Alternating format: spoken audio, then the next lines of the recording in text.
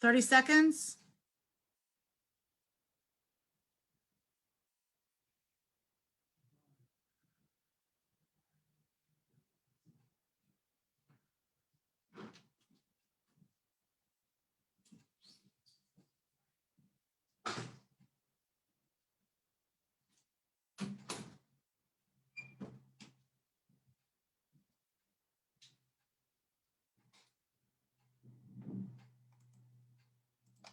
We're live.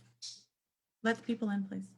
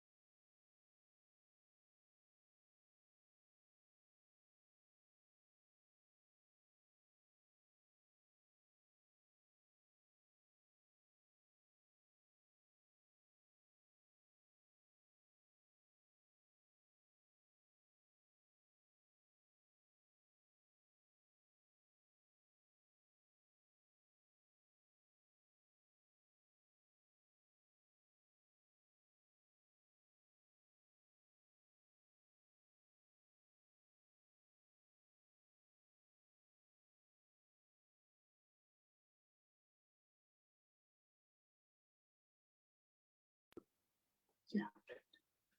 Introducing Smalls. Yeah.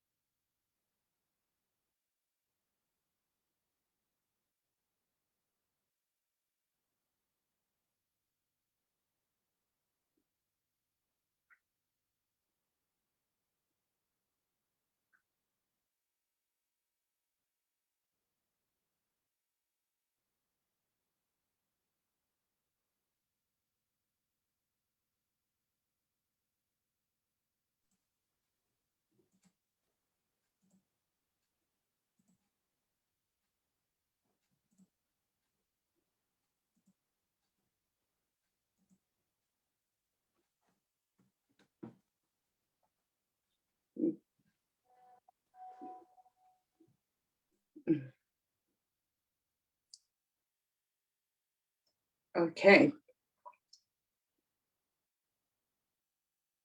Good evening, everyone, or good day to those of you who are in the US. So I am Jody Samuels, and I am going to be your host tonight. My organization, JIC Israel, JIC New York, and Strength to Strength have partnered to bring this very powerful, meaningful event so we can remember the victims of terror and the fallen soldiers and those who've made so many sacrifices so that we can have Israel today. I'm the co-founder of JICNY with Steve Eisenberg and my husband, Gavin. In 2000, we moved to New York City, and we immediately realized there was a need for all these foreign Jews moving to the big city to have a home away from home, a Jewish home away from home. And we started with a Shabbat dinner, and from that we went to classes and social events and cultural events until we were having 10,000 people attend every year, over 200 events from 40 countries. In 2014, my husband and I moved to Israel, and then we started the same programming in Jerusalem and Tel Aviv with the goal of connecting Olim to Israelis, helping them to have a soft landing in Israel, and to inspire people with Judaism. And now that we're in the times of COVID, so before COVID, we were having about 300 events a year. And now we pivoted since last year, March, to online events where we've been reaching thousands and thousands of people every week, including now we're having hybrid events. Some of them are online, some are in person, and thank God, Israel's opening up a little. And we have some exciting things coming up. We'd love to meet you, connect with you. I'd love to host you in Jerusalem. I'd love to meet you when I'm in New York running events. And we have events for younger singles, older singles, couples. In fact, in just 2 weeks, we're running our first trip to Dubai. We always run heritage trips, and now Dubai is first on our list. And mostly we've just celebrated 132 marriages, which we're really proud of. We investing in the Jewish future. Tonight's program has been a huge amount of work by Team JICNY, and a special call out to Stacey Sloan and to Sari Singer from Strength to Strength, our partner. Last year, when we hit COVID, we realized there is no way that we're going to be having live events. And we realized this was a great opportunity to reach thousands of people all around the world. In fact, I know that when I lived in New York, and even though I wasn't living in Israel, I felt connected to Israel, but somehow Yom Zikaron, the story it felt a little foreign to me. There might have been a little ceremony, a program for an hour, and then it was no more Yom Zikaron. So we felt that we really wanted to do something, that we could share the human experience, and that we could all be with the victims and their families, the victims of terror and families and people who've lost loved ones. And to the victims who share their story, and to the families, it's an opportunity for us to connect with you, to understand truly the sacrifice that was made for us, and for us to understand that how hatred doesn't solve anything, and we can all be ambassadors for peace. And by you sharing your stories, we hope we elevate their neshamas, and that we can share in your pain and send you virtual hugs. And to the 24 organizations who are sponsoring tonight's events, and our Facebook reach alone of 180,000 people that this is going live to, thank you. And I would like to thank some of our partners, Elenu, American Friends of Migdal Or, Ari Food Foundation, the base Michael Levine Lode Soldier Center, By Israel, Confederate of United Zionists, David Mandel Org, Ethics in the Field, Fast Pass to Love, Give a Hymn, Honest Reporting, Holocaust Museum of Tolerance and Education, Israel B, Jeff Seidel's Jewish Student Center, Jewish Journeys, Jody's Voice, K-Space in Miami, Kedma Israel, Kara Melki, the Melki Foundation, Kol HaNeshama, Kosher Travelers, and so many more organizations. Telfed, if I forgot anyone and we left anyone off the list, please know we thank you for all of you for listening. And with that, we're going to have this incredible program tonight. where Sari Singer is going to just say hi for a moment. She's my partner from Strength to Strength. And then we're going to introduce you. We're going to have the Siren. We have Yoni Mann, who's going to be telling us about Yom Zikaron, the trumpet, Siren. And then we have a lineup of speakers. And the program should go till about 9:20, 9:30 Israel time. And we look forward to having you join us today, tonight, and tomorrow too, where there's a full lineup of events. Sorry. Thank you, Jody. Welcome, everybody. I just want to take a special moment to thank our speakers, not only for this evening, but for tomorrow as well. It is a difficult time of year. The other time is the anniversaries, but Yom Hazikaron is definitely a very difficult time for so many families. And I really want to thank our speakers, all who really wanted to share their stories with you, because in sharing those stories, we're remembering those that are no longer here. And I want to take this opportunity to thank Jody and her team, and especially Stacy, who everybody has really been working so hard to make this event possible. And we are just so honored and privileged to be a partner with all of you tonight in such an important event.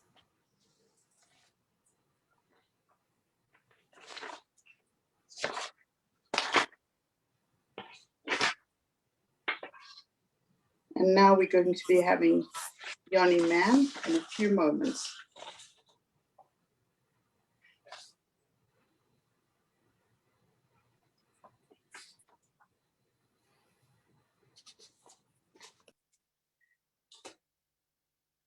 Okay, so I am going to make a brief introduction for Yoni Mann, who's the senior advisor. Yoni serves as a senior advisor to the CEO of Onward Israel. He grew up in San Francisco. He made Aliyah. He has a deep passion to Israel and Jewish peoplehood. He was one of the founders of the campus department of Jerusalem University, and he works to provide an Israel experience to thousands of people across North America. He also served in the IDF, in the Foreign Relations Department, and his political experience includes advising members of Knesset, and he recently was head of the Olim department of Hitrarot, a Jerusalem party, and he was a candidate for Jerusalem City Council. He has also served as a delegate in the 37th World Zionist Congress, and he's a member of the Zionist General Council. He lives in Jerusalem. He enjoys playing the trumpet, and now we're going to have Yoni. Thank you, Jody. Wow, that was a very comprehensive introduction. So we, in just a few minutes, we'll be standing in silence for 1 minute as the national siren blares throughout Israel in remembrance of Israel's fallen soldiers and victims of terror. Just last week, I stood along with the rest of Israel, hearing the 2-minute Yom HaShoah national siren in remembrance of the victims of the Holocaust. In Israel, the siren blares in remembrance twice during Yom HaZikaron and once during Yom HaShoah. When the siren blasts, the entire country comes to a complete stop. Cars pull over on the highways, people get out of their cars and stand in silence, people walking on sidewalks, on work calls, people sitting at cafes, restaurants, kids playing in the schoolyard, in the park. Everyone comes to a stop while the siren blares in remembrance of those we have lost. Every year, I visit Har Herzl, Israel's national military cemetery, along with thousands of families and mourners, Jews and non-Jews alike, remembering their loved ones that fell. As the siren blares, I literally close my eyes and I think of all those who've made the ultimate sacrifice in order for us to be here today as a free nation, free sovereign nation. I think of lone soldiers like Max Steinberg, who was friends with a lot of friends of my friends from college in Los Angeles, and whose body I witnessed being lowered into his final resting spot, while his memory forever remains alive. I think about the bus I almost stepped on, that moments later blew up into pieces. I think about the time we didn't have the IDF and the state of Israel, the insurance policies of the Jewish people. I think about our people's persecution, our only crime wanting to be a free people in our land. Near the end of the siren, I feel hopeful. I never forget that I'm standing in the sovereign state of Israel due to the sacrifices of those we remember today. The siren will blare in just a few seconds. And following the siren, it's the custom in Israel to lower the flag to half staff as a sign of respect and sorrow to fallen ones.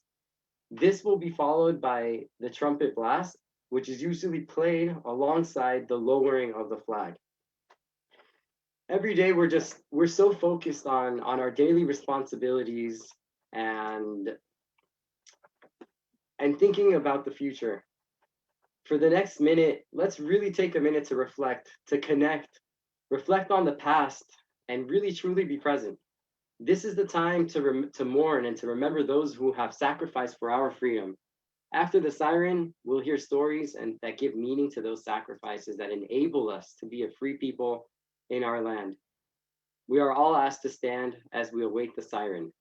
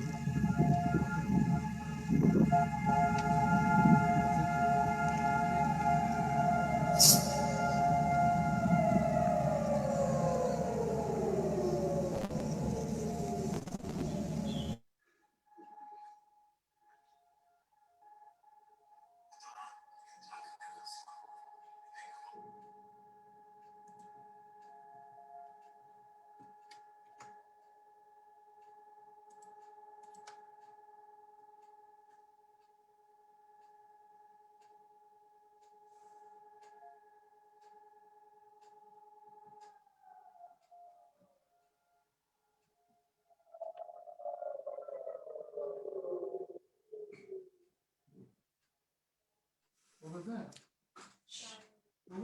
I will now play the trumpet as we imagine the flag being lowered and take our physical selves and our mental selves from full staff to half staff.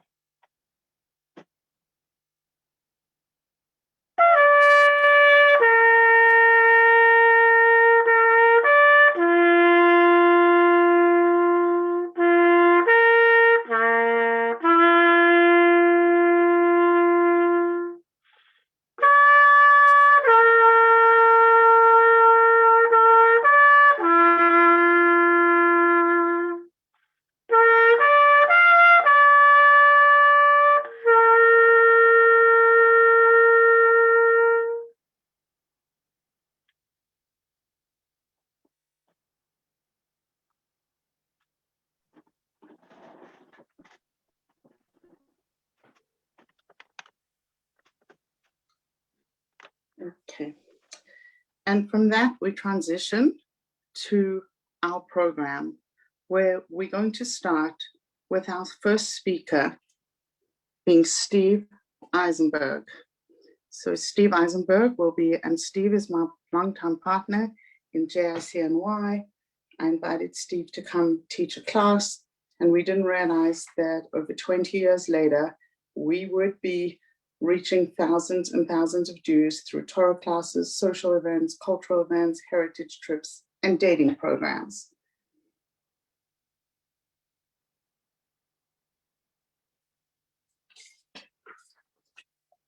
Okay, Steve. Steve is a risk arbitrage specialist who served as vice president at Bear Stearns. He's been a managing director of an investment firm. He juggles his demanding Wall Street career, and he is the teacher that everyone knows. He does, in addition to his flagship weekly JICNY class, where he reaches hundreds of people for the last 20 years, he is also the go-to person when people are looking for Shabbat hospitality. He teaches all around the world for other organizations. He's a gifted speaker, a celebrated educator, and we look forward to being able to have Steve come talk for us live in Israel soon while he's making his appearances all over Zoom. And with that, we'll present Steve.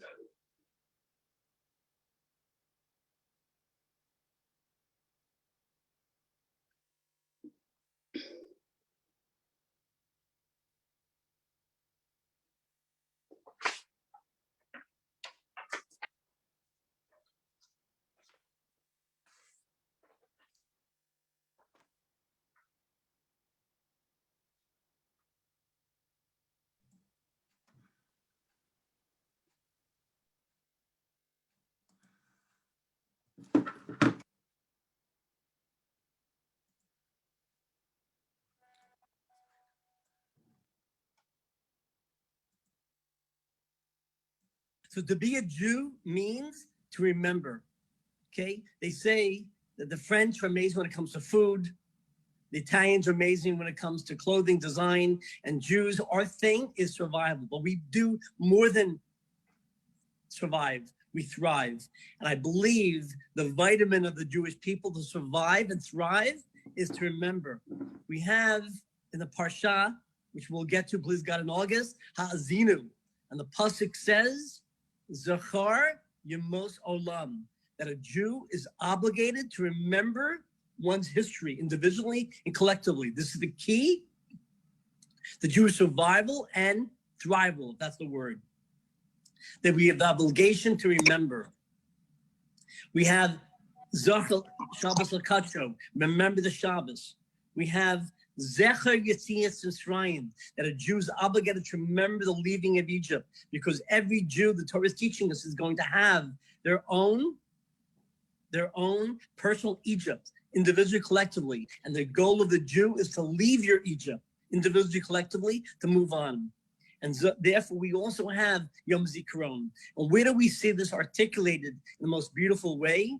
Is at a wedding. We have a chassan and kala, we have a bride and bridegroom getting married, their happiest moment in their lives. And we say, stop, break the glass. Remember that 2,000 years ago, what happened to the Jewish people? That millions of Jews were killed, and were exiled. We lost our land. We lost our sovereignty. We lost our freedom. What's the understanding? I heard this from Rabbi Simon Jacobson, that if a Jew can't remember pain in the time of great joy, he can't have great joy in the time of suffering. So we remember, we have Yizkor, Yom HaZikaron. To be a Jew means to say thank you, Todah Rabbah. We are called Jews because the 10 tribes are lost. Some said they live in Great Neck, some said they live in Great Neck, okay? But the fact is that most of us come from the tribe of Yehuda and Binyamin. And the word Yehuda, Yehudim, comes from the fact that we came from Yehuda. The derivation is from Todah. To be a Jew means to say thank you. And Yom HaZikaron, we are saying thank you, if we could ever say thank you, to all those who gave their lives that we could have this Medinas Israel. By the way, the census just came out yesterday, and that shows that almost 7 million Jews are living in Israel out of 9 million. 7 million. This is the first time in 2,000 years, majority of our people are now living in the land of Israel. Amazing. Amazing. And I believe it's because of Kes we have Hashem, but it's because we have the soldiers of Israel, and those who gave their lives so that we should be able to have this land. Just want to end with this. If you ask any person who was an adult in 1948, and asked them where were they when the state of Israel was declared, and where were they when Hate Year, 1940, the Independence Day. They could tell exactly where they were. So too with ourselves. You ask any person in this world, an adult, where were they at 9/11? They could tell exactly where they were. This was a monumental event in our lives. In a few days, we're going to have Yom Ha'atzmaut. Okay, today, Yom Zikaron, last week, Yom HaShoah. We are in tremendous pain of the losses of our people, but yet we celebrate in a few days Yom Ha'atzmaut. This is Jewish life. The tragedy and Simcha is next to each other. We have to remember the past to catapult ourselves.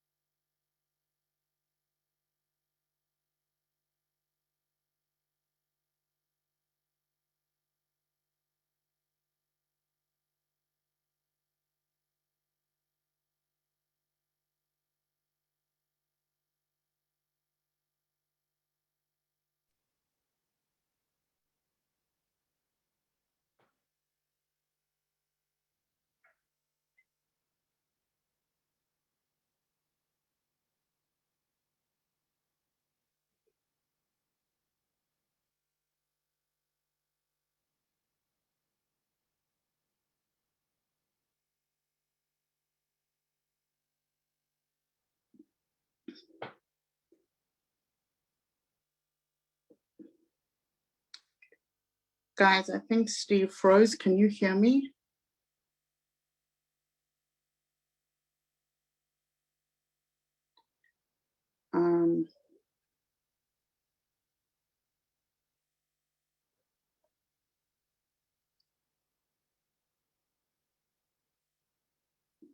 Okay, so perhaps if we've just lost Steve, maybe I'm just going to come back on to take over. If someone can spotlight me, please. And with that, I'm not exactly sure what happened to Steve's feed, but I just would like to mention to everyone that we have some amazing stories that we're going to be sharing. Everything is going to be on Facebook Live. We're also recording the Zoom. Please go to our Facebook pages, JIC Israel, JIC New York. Share this, share it with your family and friends. People watch these stories for many hours afterwards, and we would love to have as many people connect with this story and this human experience and to connect with Israel. I also want to tell you that tomorrow we have a program as well in the US. We have it starting at 3:10 in Israel, at 8:10 a.m. In the US. Please join us. We have Arnold Ruff telling his story of his daughter, Moki, who was killed at age 15. We have Rena Ariel telling the story of her daughter, Hallel, who was killed at age 13. Miriam Fuld, wife of the Israel activist and IDF reservist, Ari Fuld, who was killed. And we also have the Michael Levine Lone Soldier Center as well presenting to us. So please join us tomorrow as well. And there is our program for tomorrow.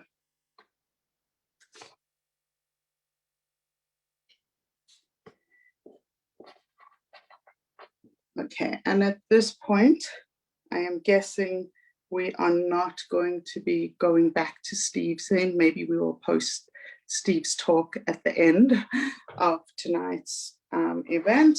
And with that, we are going to go live in the next 2 minutes with our next speaker.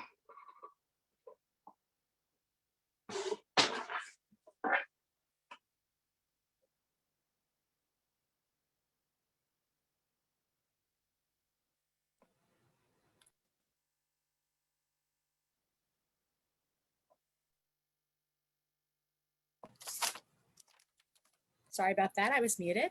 This evening, we're here to honor the brave men and women who continue to fight every day to protect Israel and remember those who have given their lives. We remember the innocent men, women, and children who have been murdered by terrorists and those who continue to live every day with the trauma of what they have been through and the loss of their loved ones. Tonight, we're here to remember 23,928 fallen soldiers and victims of terrorism. On June 11, 2003, I was on board bus number 14 in Jerusalem when an 18-year-old Palestinian terrorist dressed as a religious Jew boarded my bus and detonated, injuring over 100 of us and murdering 17 innocent people, including everyone seated and standing around me. From that experience, Strength to Strength was established, working with victims of terrorism globally to help victims heal and move forward. Tonight, I'm honored to be able to introduce our speakers. Tonight, we are here to honor and to remember. Our first speaker is David Salzman. David currently lives between Israel and Uganda, and he will share his story of surviving a triple bombing attack on Ben Yehuda on September 4th, 1997. He will share with you his story of survival, and more importantly, you will see empowerment and strength after tragedy and how he has moved forward and is giving back. He will also share with you tonight his recent brush with death that triggered many things that led back to that terrorist attack in 1997. We are honored to have him here to share his personal story with us tonight. Hello, can everybody hear me? Okay, so my name is David Greg Salzman. People know me as both, so you call me what you like. My story is as follows. There was a triple suicide bombing, and I was playing hooky from my yeshiva, from Yeshiva Torah, and I was out having a cup of coffee, and there was 3 terrorists with chomer nefetz, what is that called? The material on them, and they blew up. So I was told I was hit twice. So the first 2. So I remember certain things, and other things I don't remember at all. What I do remember is I do remember saying the Shema after it happened. I do remember running. I do remember being picked up by the ambulance, and I do remember looking quite awful. And then I was taken to Shaare Zedek, and in Shaare Zedek, I was admitted and stitched up, given some morphine, and then I was talking to Bibi Netanyahu. He had come through the hospital, and he actually called my father, and from a little StarTAC phone that he had, and he spoke to my father, and he said, "Hey, your son, he's okay." And it was pretty cool moments for, I think, both of us. But I pretty much didn't want to cry, so I was on CNN, so I realized enough to know that I better get rid of the phone soon and give it back to Bibi, and he talked to my dad. But some of the things that I wanted to make more interesting than just another pugua is that a month ago, 5 weeks ago, I was in an accident in Uganda. I was on a motorcycle, and I hit a cow at 50 miles per hour. And I've always said, you know, what you always hear, not me, won't happen to me. I'm a safe driver. And well, I couldn't stop that moment. In that moment, I knew when that cow jumped in front, I knew that I was about to slam into it, and I knew it was going to be a big moment.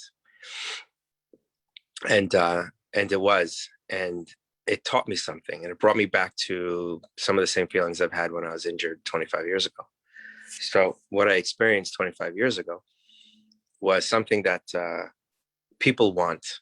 You know, what do I mean by that? People want to be closer to God. They want to pray. They want to have inspiration. They want to feel like their life means something.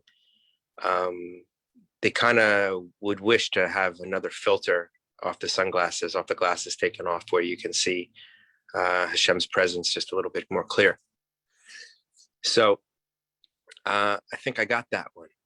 As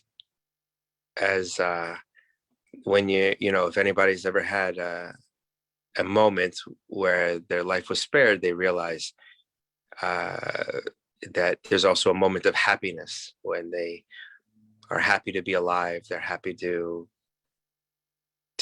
revel in the fact that Hashem spared them. So it could be a pretty amazing moment. It all depends on your perspective. I don't believe everybody who's injured always has a healthy perspective.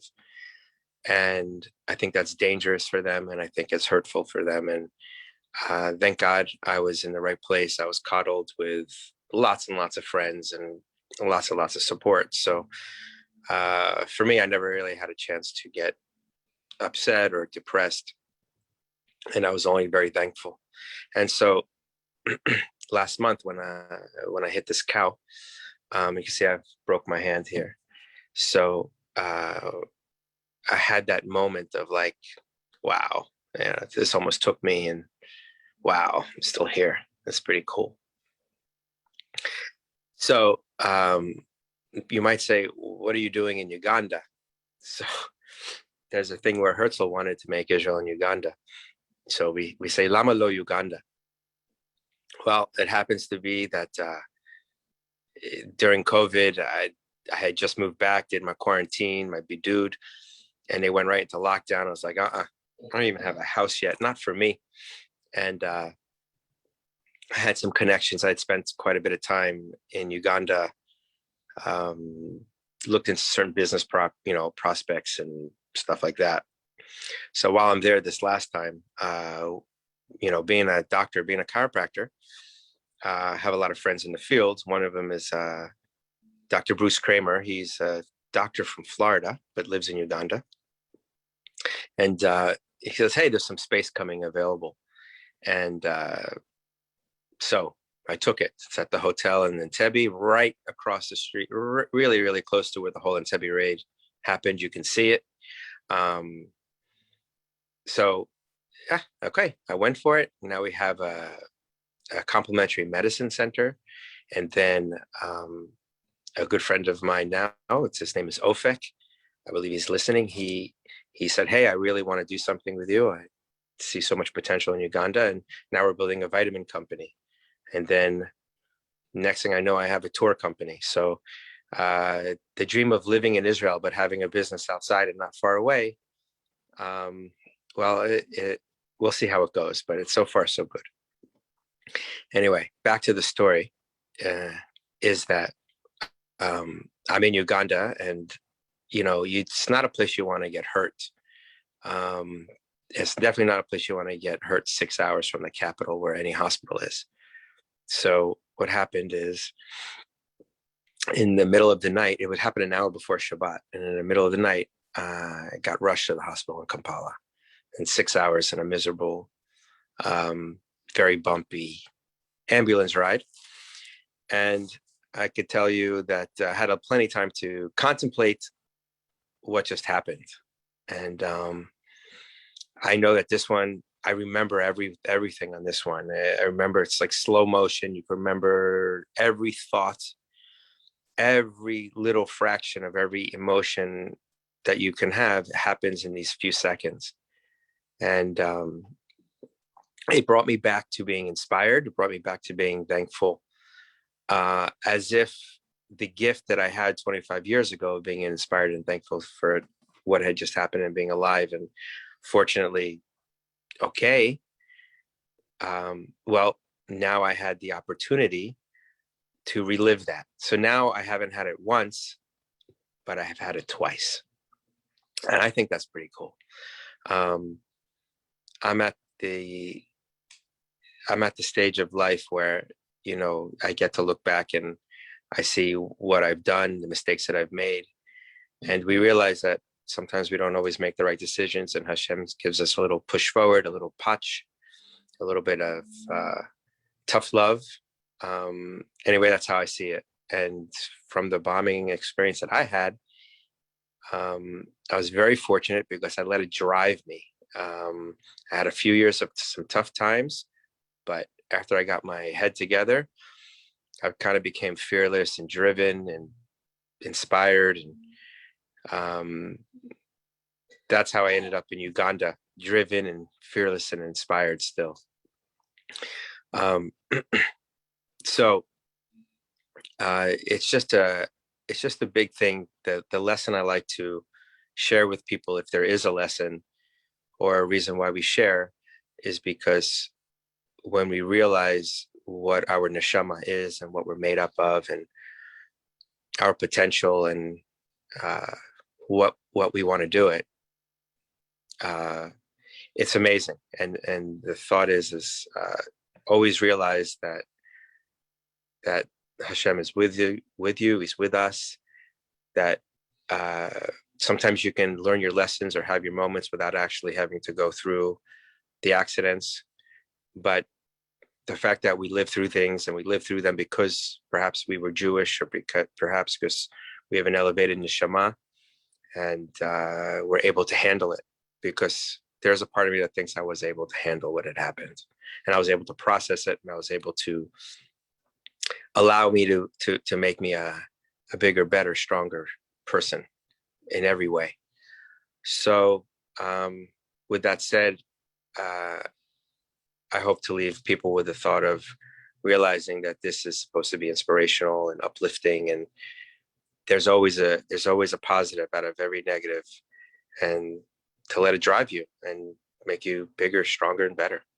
And with that, Sari, over to you. David, thank you so much for sharing your story with us. I know for myself and probably for many others that will be sharing their stories, not only here with us, but around the world, how difficult a time this is as Yom HaZikaron begins. I wanted to ask you, what does this day mean to you now? You made Aliyah, after your own attack. You've had your ups and downs. You're now, between Israel and Uganda and doing some really important work. Does Yom HaZikaron take on a different feeling for you now as you are than when it did, initially after your attack? Yeah, Yom HaZikaron for me, it just has that extra little personal feeling, that extra little, oh wow, like I'm part of that. That's actually my story too, and not just seeing something from the outside. So like, for example, people say, especially now with the new generation, like they are 70 years away from what happened in the Shoah. And it's really hard to relate to it. So for me, it's like, wow, I'm relating to this day. I'm relating to Yom HaZikaron. And it just makes it that much more powerful. Is there something special that you're going to do for yourself? I know that currently you're out of Israel for Yom HaZikaron this year, which is probably difficult in itself. Is there something that you're going to do for yourself over tonight and tomorrow to commemorate, or are you going to speak to certain people? People that maybe were there with you. Like, is there anything that you usually do that's really meaningful for you on this day? Yeah, I would say absolutely. I don't know if it's different than any other day in the fact that I do appreciate people. Like I was fortunate enough to fly back and got in time. I arrived about 7:00 on April 8th, which happens to be my dad's 83rd birthday. So it's all special to me. I kind of make it all special, but will I do? Yeah, I'm sure I'll talk with Sherry Wise. I'm sure I'll speak to people that can share my experience and the people I love. Right. And for people that don't know, Sherry Wise survived that attack as well and was sitting with David, and she spoke last year and shared her story, or their story as well. Are there any lessons that you've learned besides the value and sanctity of life, which I think all of us that survive a terrorist attack realize more and more every single day? Are there any lessons that you've taken with you that really resonate, that maybe some of our listeners can take with them as inspiration and resilience? There is. That's a great question. I remember when I gave my Suda Hodaya about a week and a half after I got out of the hospital. I spoke at my yeshiva. And I just remember saying, like, there's two sides to every coin. And you get to pick which side of the coin you want to experience something at. And this is every experience. I could have let it defeat me. I could have let it make me upset, tired. What's the right words I'm looking for? Unmotivated. I don't have to get out of bed in the morning. I decided not to go there. I couldn't afford to go there. I knew that if I went to a dark place, I don't think I'd be able to get out. So, you know, for me, this was my big moment to, and sometimes, you know, what I did is, okay, after the last 25 years, it kind of like dissipated. You ever experience that where like, sometimes you wish you had that motivation, like it goes away a little bit. You're like, wow, I remember how inspired I was after my accident. Can I get back to that without having the accident? Yeah. That's kind of Totally. how yeah. So, you know, always realize that like, you get to pick what frame of mind you want to be at. Like no one decides that for you, you know, and I say that as a message for people who've been injured and they didn't pick the right side of the coin.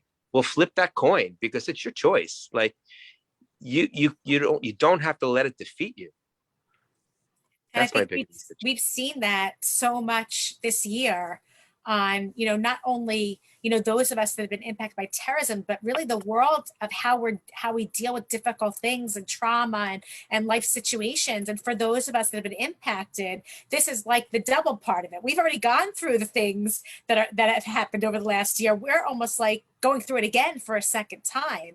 And I think those things are really, you know, I always have to feel like in my mind, I have to keep reminding myself all of those things of like the inspiring things right after, like, you know, the things that I know you had it also. There were so many things that you could touch on after your attack of inspiration, of Israelis that were there for you, that didn't even know you, of people that took care of you, of the way things just happened and the little things that took place that made the biggest difference. And I just feel like, you know, especially over the last year, you have to keep reminding yourself of those little things and how precious life is during such a difficult time. And I think that, you know, that's something that we share, and we have a commonality as survivors, that, you know, we're always trying to make sure that we take advantage of everything in front of us because we know that it could have been taken away in an instant.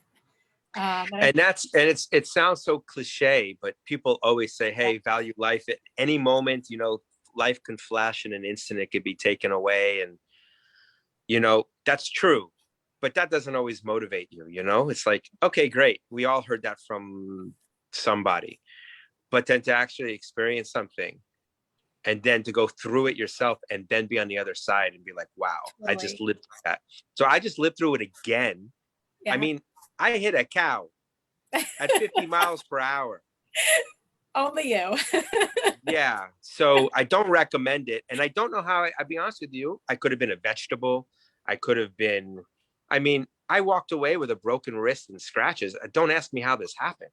In the middle of nowhere, and then the luck behind it, I happen to have a friend who happened to have a car. What happens if the car wasn't there? Well, I'd be sitting on the side of the road for hours. So yeah, I count my blessings. It's always those instances of those things that happen. But I truly believe, and I'm sure you believe also, that, you know, when that happens, you know that your time isn't up, that there's more that you need to be doing in this world, and that's why you're still here. And it's not just about luck. You know, it's not just a luck thing. You know, it comes from above, as opposed to, you know, just a coincidence. I don't think I'm here to promote Herzl's dream of moving the Israeli state to Uganda, but I can say that if anybody wants to come to Uganda, I will make sure they have kosher food and a place to be Jewish. But so I think I took a little bit of Israel to Uganda, let's say. Really nice. Is there some sort of message that you'd like to leave our speakers tonight? about either, what happened to you or Yom HaZikaron or anything in general, something that you'd like to leave them with that's, sort of special. Well, wasn't expecting that question, but I'll do my best to answer. Yeah, like I think when you have enough time, like I've had 25 years, right, to think about when you asked me that question and you said, Greg, what is your one thing that you've learned, or what your one message, your one lesson? I know it. It's on the tip of my tongue. Stay positive. And I think everybody who's been through something has their one liner, has their one message. It should be the first thing that comes to your mind. And just go with it. Like that's your message to the world. That's it. Totally. Well, Yeah. David, Greg, I know you as both, so it's all good. Yeah. It's so good to see you over Zoom. We haven't seen each other in so long. We miss you here. David is an integral part of Strength to Strength programming and retreats, and he brings a lot of positivity and smiles to a lot of our members. And we just want to thank you for sharing your story here. We know it's not easy. And thank you for being so honest with us tonight. Actually, with Zoom, it's not so hard. I'm just looking at a screen. So, Well, thank you for being here, really. absolutely. Okay, and now I'm going to ask Sari, who is the founder of Strength to Strength. And as she mentioned, she herself is a survivor of a terrorist bombing. And I want to know from Sari, what was the inspiration for you to start Strength to Strength? Like, obviously, I understand that you're a victim. Was the organization started that you could be a support group to other victims? Was it started to give you chizuk? Was it started for you to, combat the hate in the world? Can you share with us a little bit about the vision of your organization? Sure. And talk about it? Thank you. So first of all of those things are probably reasons, but I will tell you that before I was injured, I volunteered with a number of different organizations working with victims of terrorism in Israel. And I had heard the stories from victims. They shared with me, but I didn't fully understand. I was just there to listen and to be a shoulder and to just be supportive. And after the attack, not only did I understand everything so much better, but I always say this, Israel saved me. The people of Israel saved me on that day and every day going forward that I stayed in Israel, because I lived in Israel a year after the attack. And everybody that was there for me, every person, every survivor, every bereaved family member that was there to either hear what I had to say or just have a conversation with about life in general outside of the pigua, outside the attack, or just to connect with. Those are the things to me that I took away when I returned back to the States for some ongoing medical issues. And when I first came back to the US, I had no support here. There were no groups for victims. The groups that existed were the 9/11 organizations, but I wasn't a 9/11 survivor. And so I started Strength to Strength in order to build a global community where people could connect with peer-to-peer support for victims of terrorism and their families, knowing that terrorism is not one country's problem, it's a world problem. And we all need to come together and combat that hate. And that hate is perpetuated. It wants to instill fear in us. And the best way for us as victims to combat that and to show the terrorists they don't win is for us to move forward with our lives. And so Strength to Strength is all about resilience and empowerment and strength and making sure that people have the support going forward to live their lives the best they can after going through what they've been through. And we work with over 14 different countries around the world with existing organizations on the ground in those countries, including the newest countries we're working with are Belgium and Iraq. And these are established organizations in those countries working directly with families who've been impacted by terrorism. And I can tell you that I have met the most amazing people all over the world that I consider part of my family. It doesn't matter what religion we are, what background, we all come together because we've experienced something that is similar. But I will say this, it is very different for me, especially when I'm with someone who survived an attack in Israel or someone lost a family member in Israel, because there is that immediate connection of understanding not only what happened, but everything that surrounds that attack itself. And I think that for Yom HaZikaron especially, it's so difficult to be so far away from Israel and to be here in the States. But when I have opportunities like this, to speak and to have other survivors and bereaved family members share their stories, we become the voices for those that are no longer here. And that's the way I can get through Yom Hazikaron, because I'm able to share the story of those 17 innocent people on my bus that didn't get to go home to their families that day. And that's really what Strength to Strength is all about, building that connection, that global community of peer-to-peer support so victims don't feel they're alone. And I feel very honored that I've been able to do the work I'm doing. And I truly believe that I survived to be doing this work. Wow. Okay, sorry. Can people invite you to come speak in their schools and shuls and communities? Now it's virtual, but I did just see an announcement that Israel's going to be allowing vaccinated tourists in from May 23rd. Yes. So I just saw that. I don't know if it's a verified fact, but maybe you'll be able to come speak in person too. I would love it. And actually tomorrow I'll be speaking in person 3 times. For the first time in over a year. I can't wait. But yes, my stories are not just my stories, the stories of thousands of people in Israel that have been impacted by terror. And when I speak, I'm speaking on behalf of them. And I do really appreciate you sharing this. And I don't think families or victims sometimes realize how much their story makes an impact. And I can tell you that my husband and I were here we used to come every year in the summer, and we were here in 2014. We had spoken about moving to Israel for many, many years, but along the way I'd become a princess and I was living in Manhattan. And like Israel was this like theoretical place I was going to move to, and one day everybody knew we were going to come, not now, in another 2 years, but we had had the same 23-year plan for 2 years. And we were here in Sukeitan, which was 2014, where rockets were falling. And it was one of those experiences where you can't actually believe that Israelis got out an hour after, like, you know, a rocket or a missile was in their city, an hour after the first missile in Jerusalem. That was the first siren in Jerusalem. People were all out of the soccer because people are soccer mad in this country. And imagine that in Manhattan, an hour after some foreign country just lobbed some missiles towards you and your government intercepted it, and now you were going out to sit in the street and watch soccer. Anyway, fast forward, it was probably one of the most meaningful experiences of my life because, as you said, this is when Israelis come together. And I was with my kids. I can't remember, it was like a semi-final or something, but everybody was watching the soccer out in the street and they were drinking beer, and it was like this festive atmosphere. About Ben Yehuda Street, every bar had a full screen TV in the street, and thousands of Israelis were watching. And the next thing, a message came over on the screen, and it was in Hebrew. And in those days, guys, I'm a real Belteshuva. I couldn't even read the Hebrew on the screen. I did not know what it said, but there was silence in the audience. And I said to my son, "What does it say? What does it say?" And he was like, "Ima, it said they found the bodies of those 3 boys. That was the 3 boys that had been kidnapped that triggered the whole crisis in 2014. And it was quite amazing to me to be in a place that went from this like party to mourning. The whole city just shut down and went quiet, and screens went off and everybody just switched to mourning. And it was like this collective feeling of the people sharing in the pain of the families.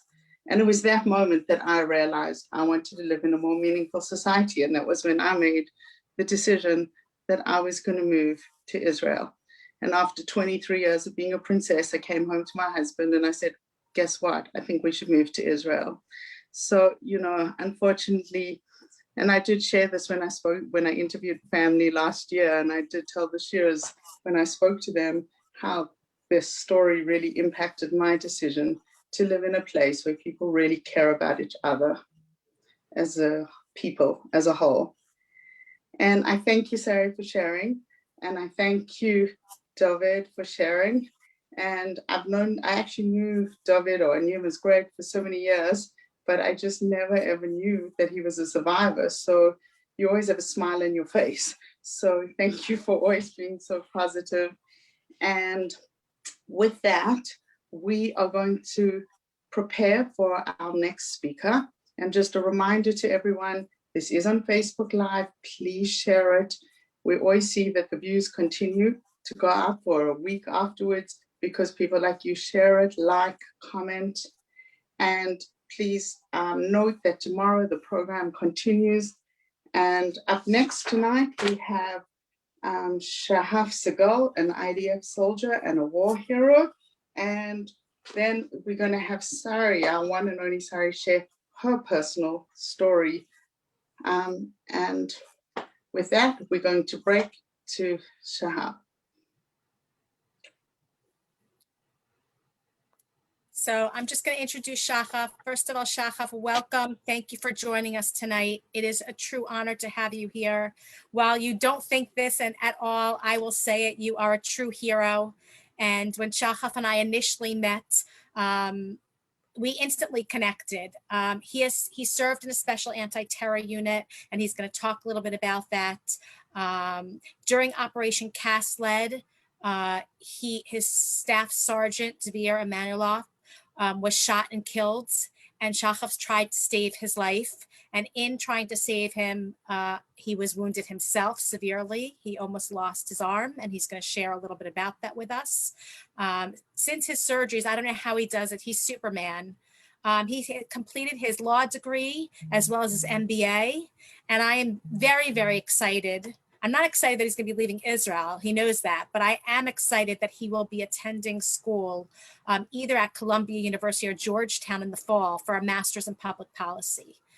He is not only humble, he is brave, he is a hero, and it is such an honor to have him here with us tonight to share his story and to share the story of others and to share Dvir's story as well. So Shachaf, welcome, and thank you for being here tonight with us.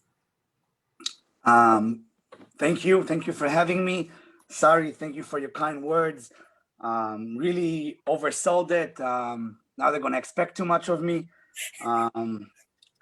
Duvi, thank you for your story. Thank you everybody for coming and listening to me and to us. Today, as everybody said, it's an important day. It's a hard day for me, for all of Israel, for everybody who. It's sad because in Israel it touches everyone. I don't think there's anyone who hasn't been touched by this grief and this day and the importance of it, and obviously what comes after it, Yom Ha'atzmaut. It's there's a reason why they're interconnected, and sadly each and every Israeli knows it. Allow me to share a little bit about myself. I haven't suffered through a terror attack, but as an Israeli, a person who was raised in southern Israel in a small town named Gan Yavne, terror was sadly a part of my life, as again, each and every one of Israel. If it was exploding buses on a daily basis, or afterwards, rockets being shot from Gaza. And back in the days, up until not too long ago, we didn't have the Iron Dome. We didn't have that amazing system to protect us. So every rocket that has been fired has landed and sadly ended many lives. So as I've said, I was raised in southern Israel by a single mother. She's my amazing mother. If Sari called me a Superman, then she is truly a superwoman. And everybody in my family, everybody in my immediate friend group, my brother's friend group, everybody went to Golani. My brother was also in Siren, was also in a special unit of Golani, it goes Golani. So I knew, in combination of the terror that I have experienced and the very important mission that everybody around me did in the Golani Brigade, I knew that I have to go into the Golani Brigade. I knew it. Sadly, I had a very, very big number in my glasses. I was basically blind without them, which caused my profile, my level of fitting for battle position, warrior position, was not there. I had 72 and it was way too low.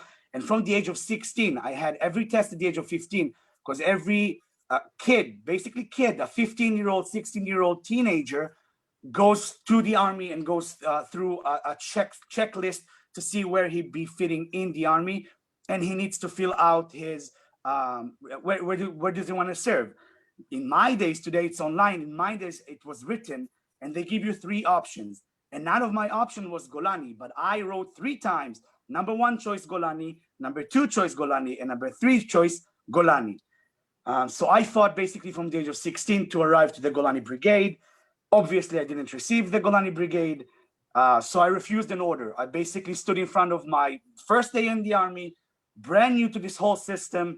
The officer said, go into the bus. I said, where does it go? And they said to a different unit. It could have been any unit on earth. I didn't hear the word Golani, and I said, thank you, but I'm not going to get on the bus.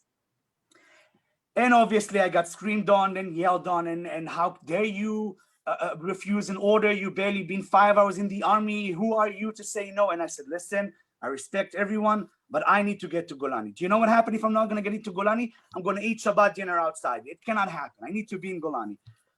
So they sent me to jail, to army jail, which I sat in for 2 whole weeks.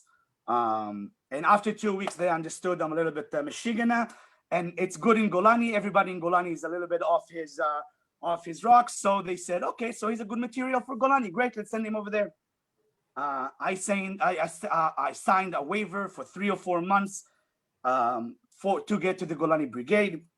And as soon as I got to the Golani Brigade, I said, I'm going to get into the anti-terror unit. And they told me, what are you talking about? You're not even supposed to be here at all. And you're going to get to the special unit of Golani? And I said, you watch me, I'm going to get there. And I was, again, not completely there. And I got to the special unit, Sayeret Golani. I finished the training, very, very hard training for a very long period of time. I became a combat medic. I became the heavy combat medic with all the medical gear on my back and the sharpshooter, a very important position in the team. And basically made my dream come true, became a warrior, wanted to become an officer, started doing the very important operations that the unit usually does. And after approximately, it was in December of 2008, January 2009, the Israeli government decided, after a very, very long period of time, something around 9 years, if I'm not mistaken, of unanswered rocket attacks from Gaza towards Israel. They decided that they need to have a stronger message sent into the Hamas terrorists, and the message was Operation Cast Lead. Obviously, my unit was one of the first one, if not the first one, to walk into the Gaza, to cross the Gaza border. Basically, we were up north doing very important job up north, which in that point, they flew us in a helicopter to the southern border of Gaza. And then we waited for another month. So what was the point of flying us in a plane, in a chopper to the Gaza border? I'm not sure, but that's what they decided to do, and I didn't complain. For a whole full month, we did training towards the entrance to Gaza, did what we know how to do best, and we trained on it. And then on Shabbat, our officer gathered us together, and he said, this is not a drill. This is it. We're going in, green light. This is it. No backsies, going in. Gaza, get on your gear. 5 minutes, we're on the way. Without planning, without talking about this, without speaking, we just kind of hugged each other, everybody, the whole team, and we started singing Am HaNetzach Lo Mefacher Miderech Aruka, which till today I remember the power and the strength coming out of that. Even though it was not planned, it was completely just how our heart felt, and it came from all of us at the same time, and it was a very strong moment that I remember till today. The unit is Sayeret Golani. It's a very special unit. It's an anti-terror unit. Basically, our purpose is to walk from house to house, clear the house from terrorists, and basically not damage civilians. It's a hard job. It's an important job. What happened is that when we walk into those areas, we won't walk into Sajaya and Jabalia, the toughest and hardest neighborhoods in Gaza. Basically, we announce that we're walking in, and we tell the civilians to go away from the fighting area. We ask them to evacuate backwards, but Hamas does not allow it. Under gunpoints, Hamas make them stay in their houses, so they will be at harm's way. Because every civilian that has been accidentally hurt by the Israeli army is a winning picture for Hamas And that's why they're keeping them there. And that's why they're sending units like ours, so we can walk in, damage terrorists, and basically save Palestinian civilians. So that was our purpose, that was our goal, and that was what we came in to do in Gaza. We walk around with what called iron pairs. Every soldier within the unit has an iron pair. Iron pair means doesn't matter what happens, you're always together. Always together. It doesn't matter what he does, it doesn't matter what you does, you always have a clear sight and view on one on the other, because they are, as you probably know, Gilad Shalit, Oron Shaul, Hadar Golding, and sadly many other soldiers in the past. All they try to do is they try to kidnap a soldier, a dead soldier and a live soldier. They know the impact that it has on the IDF. They know the impact that they have on Israel, and they're very, very actively trying to pursue it. So that's why we have to have an iron pair. My iron pair was my sergeant, Dvir Emanuel Emanuelov, a very, very, very special guy, which I would love to elaborate on a little bit later. So basically, we walked in together, we hugged each other, and he told me, "May you never have to open your pakal, your medic bag." And no medic want to do that. No medic want to treat one of his friends, but sadly, it happens. So we walked in and we fought all through the night. And when I say fought all through the night, I'm talking about IEDs, which are explosives that it can be looked as, they can be on the side of the road, they can be in a kitchen, they can be in a bed, they can be in a crib, they can be anywhere that they can hide it. We had mortars fire on us, and we had obviously gunfire on us. So basically, we had a very rough fighting night, but luckily all through the night, we had the advantage. But as day broke, because of the brigade behind us, we didn't reach our goal. We had destination to reach on the first day, and because of some sidetracking behind us, we didn't make the goal. There's one thing that Sayeret Golani is always known for, and that no matter what the situation is, we reach the goal. It doesn't matter if just one guy will make it with his last breath, but we will make the goal. So there was no question. We didn't make the goal. We had a few hours of daylight, so we fought all through daylight, which is even harder to do in a very tight fighting area like Gaza, because it's basically just little streets. So we fought all through the day. Sadly, as day broke, one of the teammates got injured very, very badly. He got a mortar shell in his head, and he was critically wounded. And we had to treat him and evacuate him backwards. But there's no time to stop and think. You need to keep fighting. Basically, you take care of him as fire is still being shot around you. You take care of him, you evacuate him backwards, but you can't just start thinking now, it's a guy that I love, it's a guy that I fought with, it's a guy that I basically was with a couple of years, and you don't have time. You evacuate him backwards and you keep on fighting. As we were crossing from house to house, as I said, we were working on houses to clear them from terrorists. Me and my sergeant saw a little bit of a dug up ground next to us, and a very, very shady looking cover on the hole. And we went on the comm and we said, I mean, we're obviously next to a tunnel. Why aren't we blowing it up? Why are we not shooting at it? What's going on with it? And the fear was that the tunnel is booby-trapped and might explode towards civilians on our guys, so we left it alone. What became clear afterwards, as we moved past, Dvir covered me so I can get to the next safe house, and I actually heard a burst of fire behind me. As I look backwards, I saw that Dvir is lying on the ground. I hoped that he is taking cover, but from the way that he was spread down on the ground, it was pretty obvious that he got injured.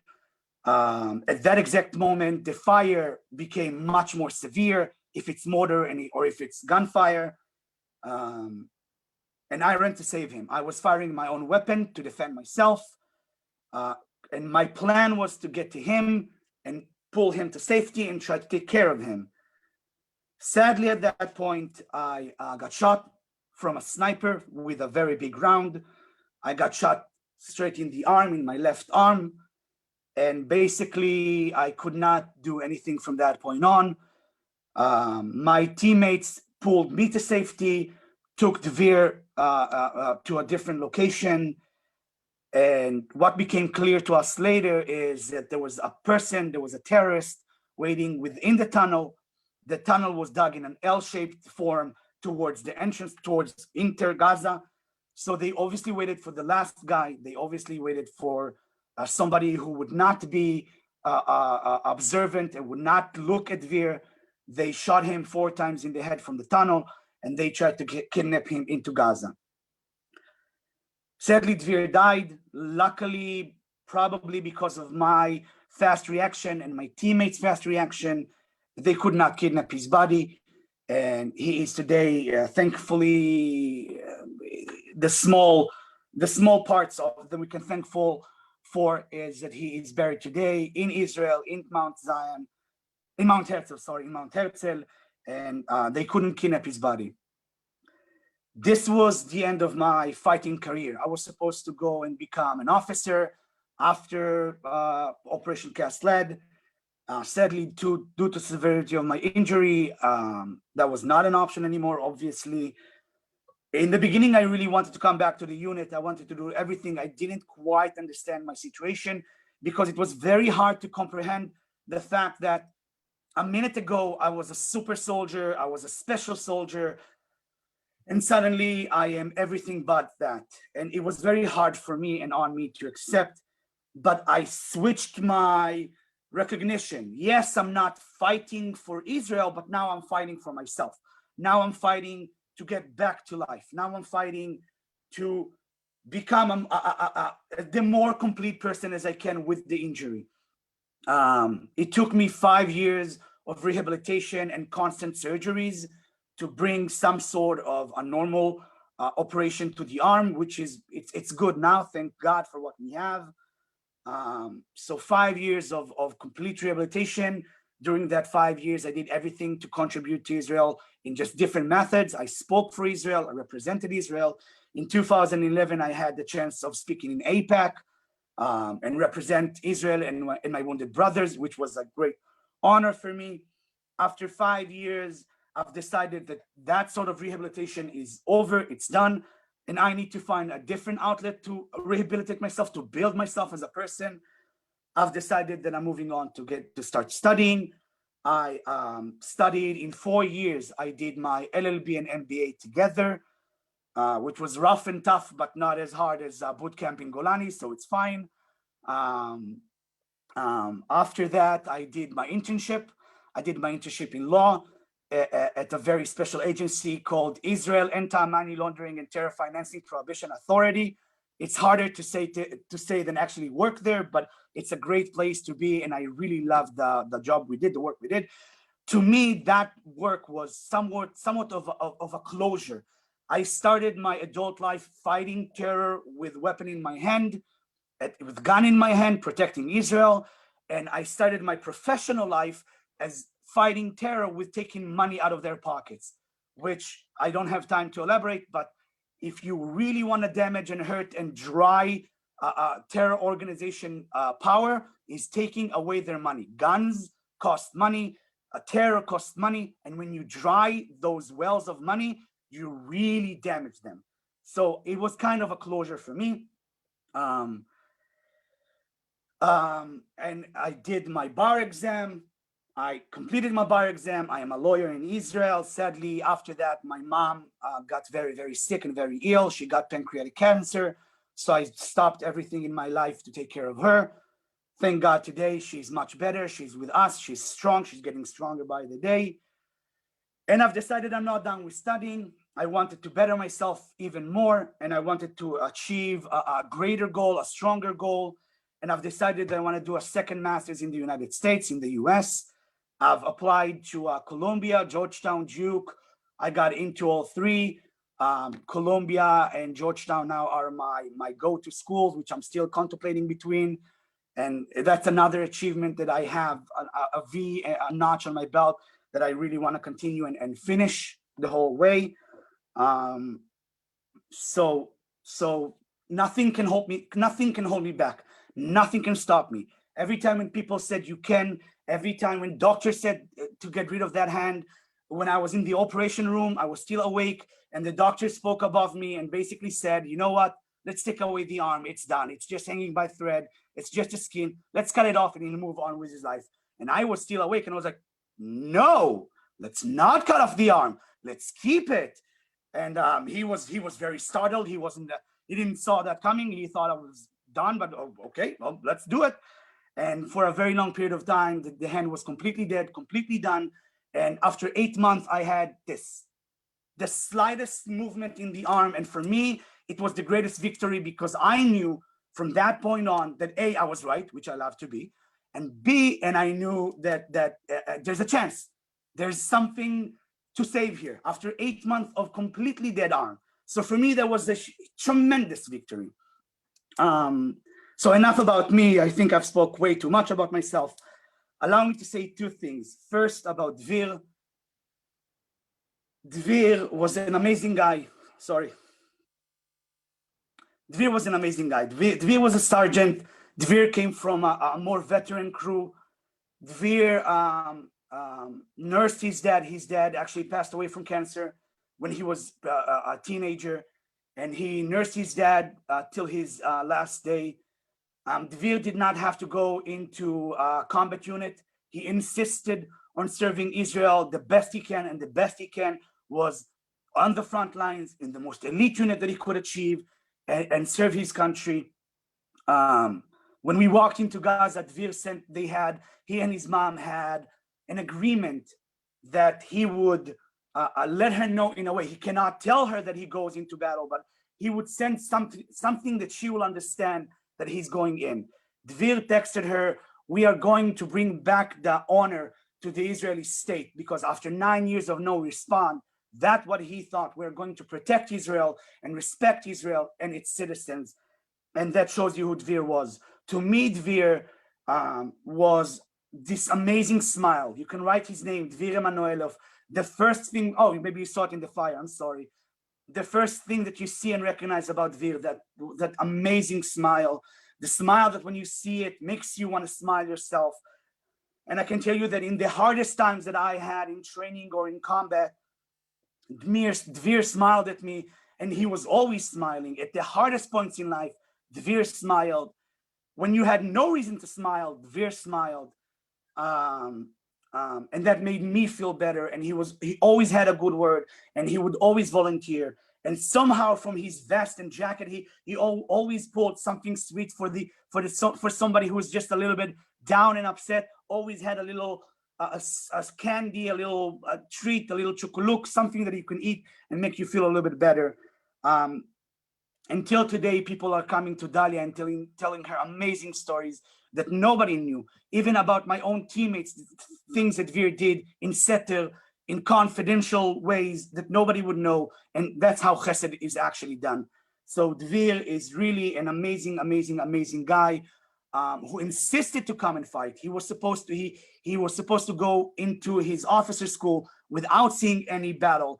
And he said, I cannot lead men into battle until I have not experienced it myself as a soldier. So he insisted of coming to fight, which sadly didn't end up well. But that's something that you take with yourself and on yourself when you join our units. And I paid a price, which I'm not apologizing for. I'm not sorry for, and I would do it again. And Dvir sadly paid the ultimate price, but I'm sure that he would do it again because he understood the risk. If you'd allow me to say just one more thing, because David spoke about the brotherhood in Israel and how he feels in Israel. There was this question that Sari asked him, and like a message that maybe he wants to, I'm going to answer her question, even though she asked him that. I want to talk a little bit about the politics in Israel. Maybe you follow it, maybe you don't. But it's very reminiscent and similar to the politics in the US. I'm not going to get into that, but I'm going to talk about how it makes you feel, how it sounds, how this is not what happening. This is not the people in Israel. This is the politician in Israel. This is the politics in Israel. When I fought with my teammates, when I trained with my teammates, we loved one another. We still love one another. We had right wing, we had left wing, we had religious, we had traditional, we had apikos completely. It doesn't matter. When I got injured, everybody, every man, woman, and child in Israel came to the hospital to say thanks. And they didn't care who I am and what I am and what I believe in. They cared that I served Israel, I protected Israel, I protected them, I got injured. And that's what's important. We are one. What you hear in the TV and the news, that's a BS. I'm not gonna foul my mouth on this holy day, but this is not the people of Israel. This is not my teammates. This is not what I've experienced from Israel and Israelis. And I truly hope that someday the people can affect the politicians, and God forbid, not the other way. So that was very important for me to say. And thank you for listening to me, and thank you for coming here today, and thank you for having me. And Sari, thank you very, very much for all this amazing operation. Thank you. Shachaf, thank you for sharing. First of all, it's good to see you over Zoom. I miss you. We'll see each other hopefully on my next trip to Israel. But Or my trip to New York. or when you come here, but I think I'll hopefully make it to Israel before you come here. Let's hope. It's amazing every time I hear you speak, because I hear something new, and I hear something new about Zvir a little bit more.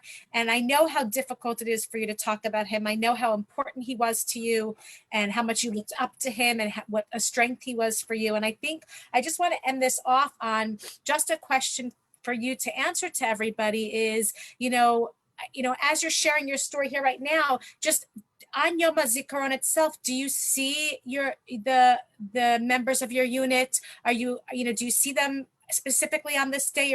I know you said you're in touch with them, but do you all get together today, or is there something special that you're doing on Yom HaZikaron, not only to commemorate Dvir, but for yourself? Because as much as you are amazing, and you're doing all these things, and you're nonstop, but I know for myself, and I know we've shared stories of things that have happened to both of us. You lose something on that day when you're injured. There's something that changes inside of you, and sometimes you can't explain it, and sometimes it's that motivation to keep going and doing more. And I love the terror financing part of what you're doing, of combating it, is so important. But is there something that you do for yourself, especially on this day, that's meaningful? As I said, either meeting with the other soldiers in your unit, or someone special in the community, or Dvir's family? Well, tonight it's Memorial Day evening, night. We're not. I'm usually by myself. It's not an easy day. It's not an easy night. But on the day of Memorial Day, we are all going to Mount Herzl, to Dvir's To his grave site.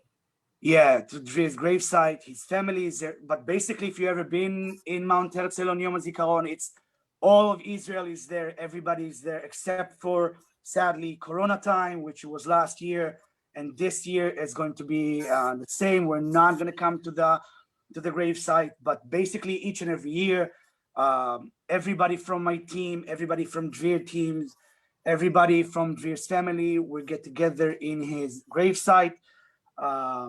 This is a way for us to honor him. But after that, Dvir has a pool that his teammates and friends built in his name, in next to his house. Dvir was a very outdoorsy guy. He loved walking. He loved Israel, obviously, but he loved hiking, and he loved traveling, and he loved doing tevilah. So his friends and teammates built a little pool in his name, outdoors, outside. And now he has actually an observatory that is being opened tomorrow in his name. And I think that if you allow me to take it a little bit to a different location, to a different place, the question, me talking is about, yes, telling my story, but, and maybe give a little bit of information and knowledge and power to others. But for me, it's a way to keep Dvir's memories alive.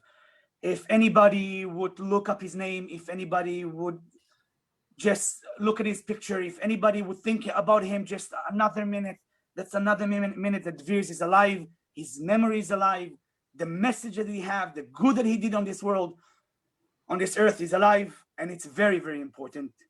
And those little places that people can come and look and think and see this is Dvir and what he's been about, and just think about it for another second. Well, I am sure that Dvir would be very proud of you and everything you're doing. And I know how much he meant to you and how hard this is for you. And I know that every time you speak, you are keeping his memory alive. And on behalf of everyone listening, and I want to especially thank you for sharing with us tonight and for being here, and just sending lots of love to you and your family today and always. Thank you. Sure.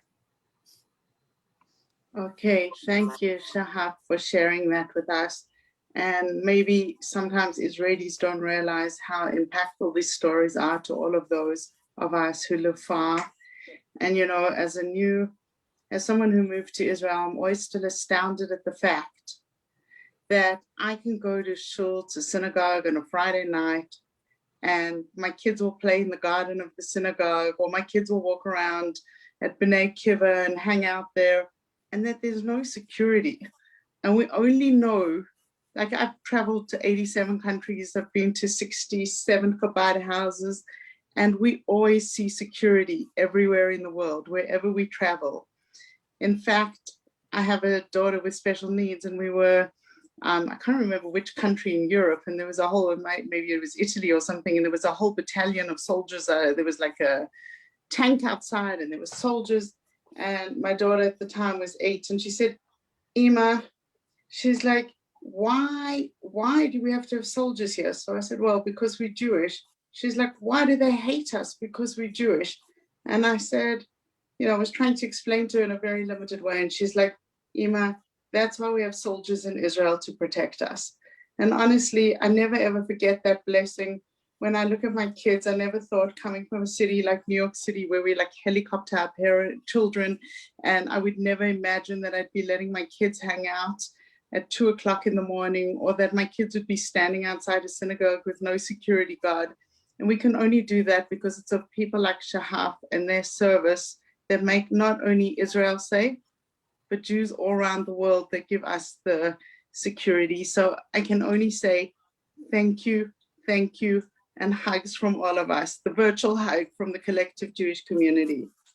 And next, we are going to have Sari Singer.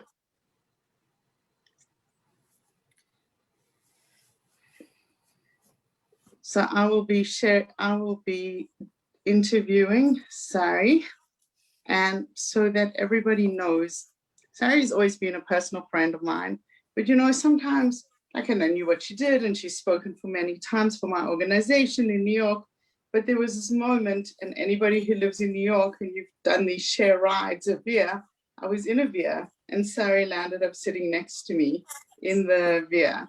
And it was that moment that, like, we just started talking about Israel, and we connected beyond her just being a speaker at a JIC event. It was at that point that we became, like, we just connected at a different level. And then last year, when the world went crazy and we had to go and move to the world of Zoom, I was like, I want to do something. And this was very early on, before everybody had pivoted to Zoom. And I was like, how am I going to pull this off? I don't know victims of terror. And I just thought of Sari. And we've been partnering on so many programs since, and she's a powerhouse. Sari was born in New Jersey. She's the daughter of a New Jersey State Senator, Robert Singer.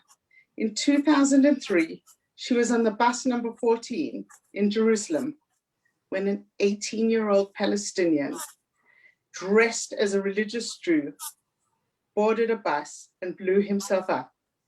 17 people were murdered, including all of those seated around her, and over 100 people were injured. And this led Sari to be the founding director of Strength to Strength, and which we did discuss before, but part of her focus is to bring victims of terrorism together from around the world and to assist them with their long-term psychological needs. And she's addressed audiences all over the world, and Zoom, I mean, all over the world. And everybody should hear her message as she shares her unique insight and the ongoing struggle for victims of terror here in Israel and all around the world. So thank you, Sari, for partnering with me, for sharing your story, and being a rock for so many people. I really appreciate it.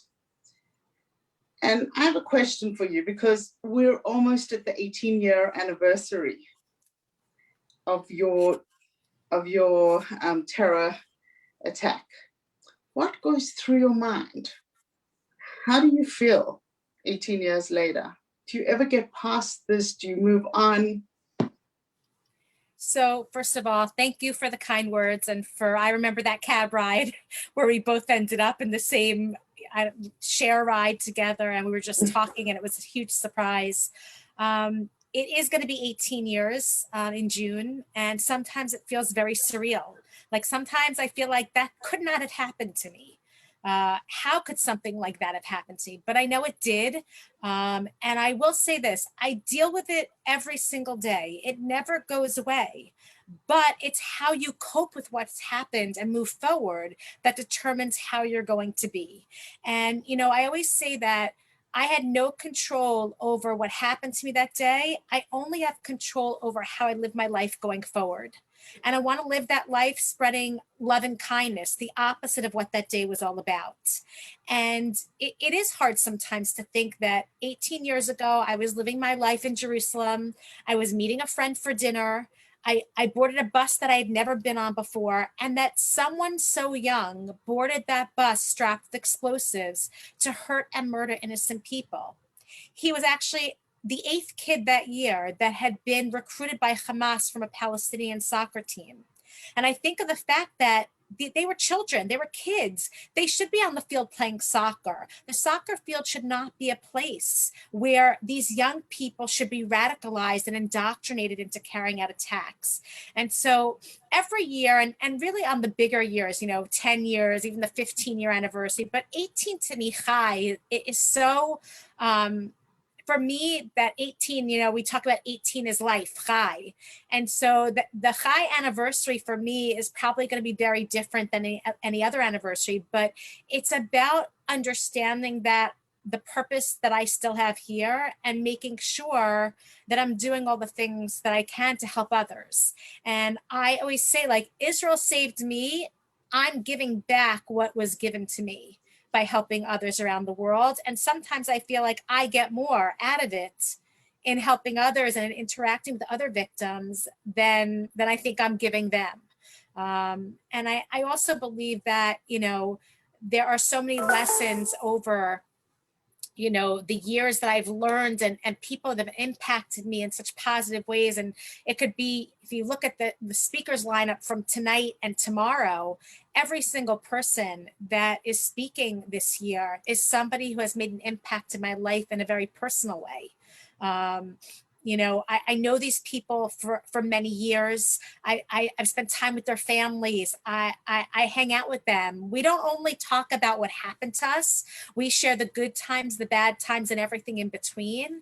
But I do think that for me, as the 18-year anniversary comes up, I just think about how I want to not only spend that day, but remember those 17 innocent people that didn't get to go home to their families that day.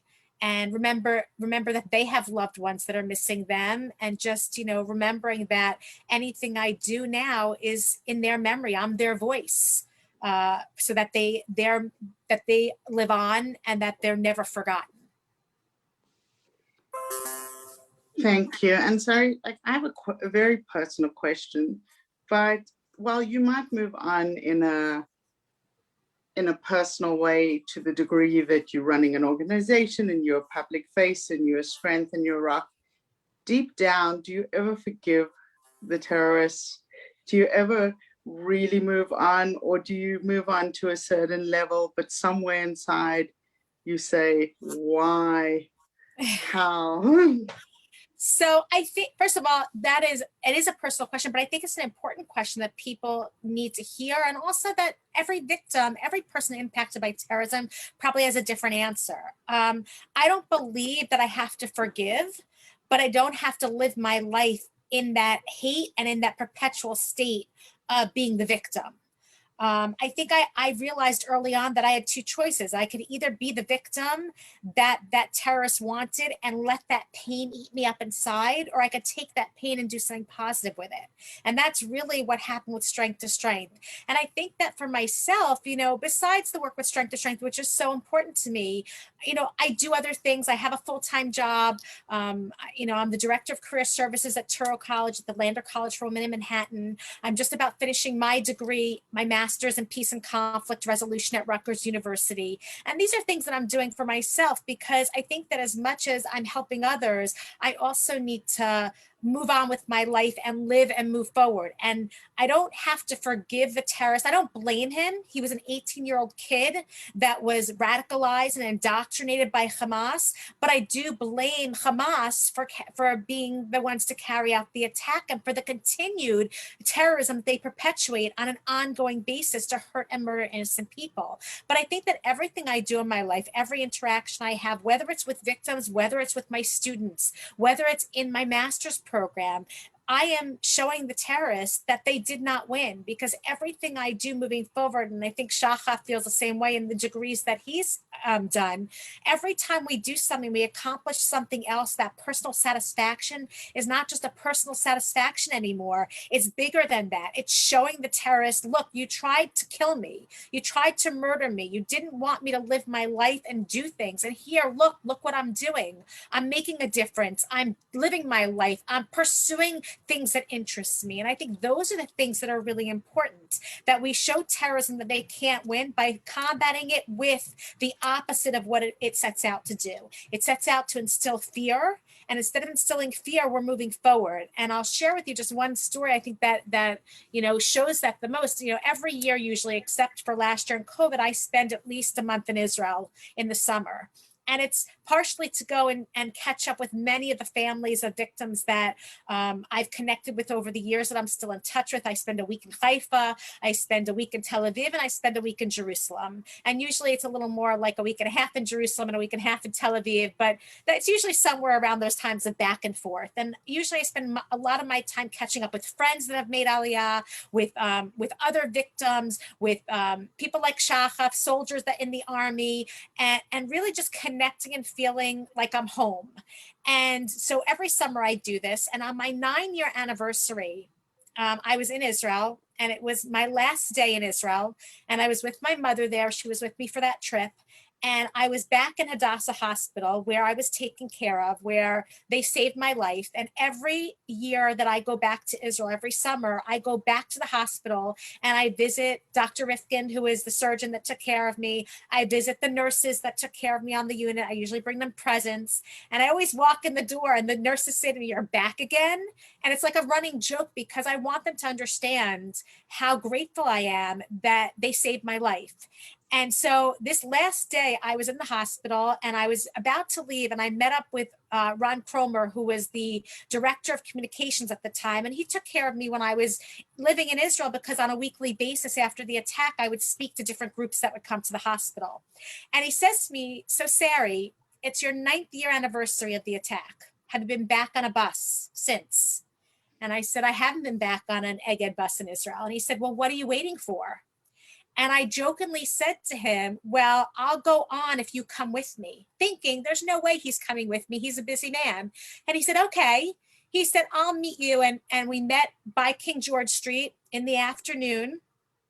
And I came with a few friends. I came with my friend Gil Hoffman, who at the time and is still working at the Jerusalem Post, but is a personal friend. And he came with two of his kids, and my friend Shelly Gabay, who also survived a terrorist attack in Israel, the Cafe Moment terrorist bombing, and my mom and Ron. And we got back on a bus. And as I boarded the bus for the first time in 9 years, the bus driver and Ron were talking, and Ron explained to him the situation.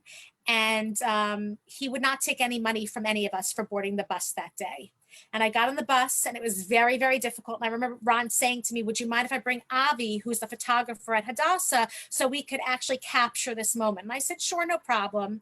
And I was really upset. And Avi was taking pictures, and these two girls that were sitting on the right side of the bus, actually in the seats where I was sitting, said, who are you? What's going on? Are you a celebrity? Like, what's the deal? And I told them that I was in a terrorist attack 9 years prior, and this is my first time getting back on a bus since.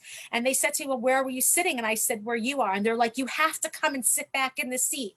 And so I remember sitting down in the seat that I was seated in, and Shelly sat down next to me.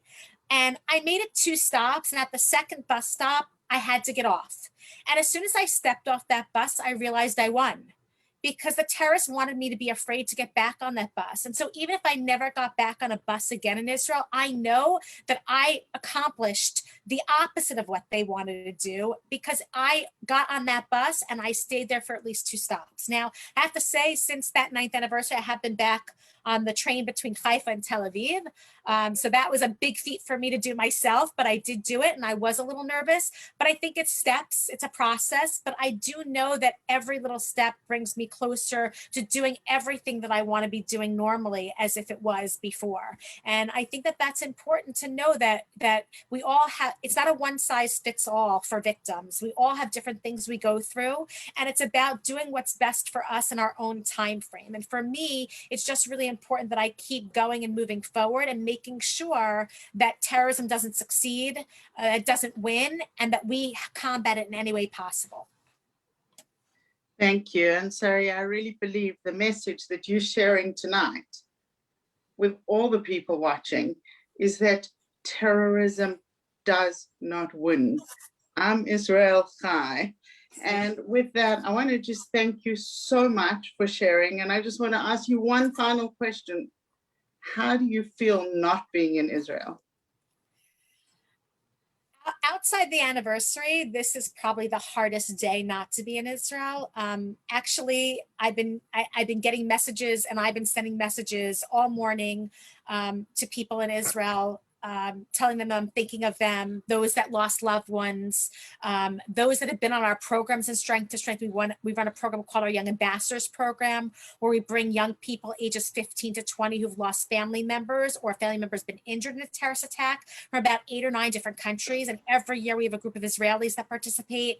And I reached out to all of them this morning to check in on them and to tell them I'm thinking about them. So it is difficult to be outside of Israel, but what really keeps me going on Yom Hazikaron, and last year was the most difficult year, is sharing my story, which represents so many others. And I'm honored that tomorrow I'll be sharing it probably the most times I've ever shared my story in one Yom HaZikaron, but 3 times will be in person and 2 over Zoom. And I just feel like this is an opportunity for me to feel more connected by sharing the story of so many. So that to me is a comfort, but it's still hard that I haven't been to Israel in more than a year. And I can't wait for the flight that I can get on and come back home and see everybody and just be able to hug everybody and let them know how much they mean to me. So thank you very much, Sari, and thank you for all your hard work behind the scenes, because we wouldn't have any speakers if it wasn't for you. So thank you for connecting us and for helping us create this really meaningful program. To you, the audience, please share this. And to the victims and to the families who are out there, please know that your message means so much, and we can only educate ourselves and the future generations when we really connect with the human stories. Ladies and gentlemen, the program is not ending yet. Next, we have Brigadier Bensi Gruber, who runs an organization called Ethics in the Field. And the goal of his organization is to shatter myths and present the facts missing in today's discussion on Israel counterterrorism. But he is a vice commander in the reserves, and he's of an armored division of 20,000 soldiers. He's devoted his life to Israel. He's a graduate of yeshivas. He's studied overseas in the International University of Business and Law in London. He serves on many different boards, but he's also a personal friend. And his story is something everybody should hear. After that, we will have Hatikva that will be live to you on Facebook. And then we invite everybody to join us again tomorrow at 8:10 New York time, 3:10 Israel time, where we will hear from Miriam Fuld, we will hear from Aaron Roth, we'll hear from Rena Ariely. That will be tomorrow. And with that, we are going to share the story of Bensi. And ladies and gentlemen, please, please share this Facebook Live link. Please invite people to join us tomorrow. If you miss some or all of the talks, you can catch them later. Thank you.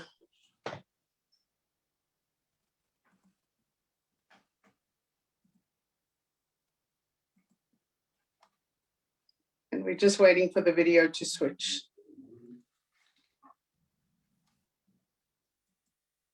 Shalom, my name is Bensi Gruber. I live in Jerusalem. I'm serving today as a Vice Commander of Armor Division.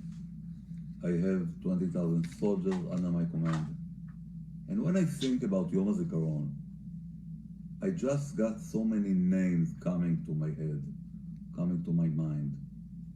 Yechiel Weizman, my Chavrota from 13 years old, that died in Lebanon. Beckmeister, Chobav Landai, Yossi Strauss, I have so many names. Some of them good friends, most of them my soldiers, that I led them to the war, and unfortunately, they didn't come back home like I do. From Lebanon, from Gaza, I think about the children that they could have. I think about the grandchildren. I think about the families that they can build. I think about the so many things that they can do in that country to bring the country to a better place. We're talking about more than 20,000 soldiers that didn't come back home from war. More than 20,000. And each of them has a name, and each of them has family. We're talking about hundreds of thousands of people here in Israel that agreed to risk their life under fire to protect that country. They can die. Tens of thousands of them came back home injured, some of them physically, some of them mentally. Tens of thousands of family members. Those 20,000 soldiers had parents. Some of them had families, had wives. Some of them had kids. Some of them had fiancés that they didn't even marry to her. And those families, those family members, think about them every day, every hour. Not only in Yom HaZikaron. So at least we can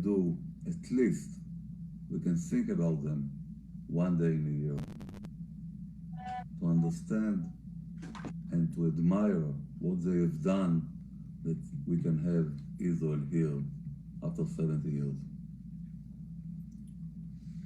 When I think about Yom HaZikaron, I think also why we are here, from where we came till today. Kodesh Baruch Hu did a miracle. 70 years ago, we started from desert, and today we have here a flourished garden. In any way, we have so many people that learning Torah. We have a startup nation. We are talking about one of the biggest or the strongest health system here in Israel. We have culture. We have creation. We contribute today to the world so much. And just in 70 years, from desert to Israel that we know today. And we have a lot to come. The charity system that we have here in Israel, people help each other. We can see it, especially today in those tough days of the coronavirus, how so many people agree to volunteer, to help, to push, to make sure that other people can live, to make sure that other people can smile. And here I think about my mom and my dad, the way that we did in 70 years. My mom 75 years ago, arrived to Auschwitz with the whole family. They had 6 sisters, the 7th used to be a boy, small boy. Her father, Benzi, I named after him. Her mom arrived to Auschwitz. 2 hours later, the whole family went through the gate chamber to heaven. Only my mom and the twin. Mengele searched the twins. He wanted to make experiments.